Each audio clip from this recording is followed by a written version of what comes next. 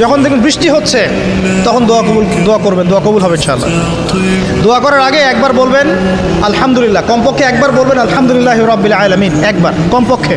মানে প্রথমে আল্লাহর প্রশংসা করবেন, তারপর একবার দরুদ পড়বেন আল্লাহুম্মা সাল্লি আলা মুহাম্মাদ ওয়া সাল্লিম, তারপর হাত তুলে দোয়া শুরু করবেন। বৃষ্টি পড়ছে, দোয়া শুরু করে দেন, দোয়া কবুল হবে ইনশাআল্লাহ। আজান দিয়েছে, আজান এবং একামতের মাঝখানের সময়টা আছে, এই সময়টা কাজে লাগান, দোয়া কবুল হবে ইনশাআল্লাহ। নামাজে দাঁড়িয়েছেন, সেজদায় গিয়েছেন, সেজদায় দোয়া করেন, দোয়া কবুল হবে ইনশাআল্লাহ। প্রশ্ন করে অনেকে যে ভাই সেজদায় কি বাংলায় দোয়া করা যাবে?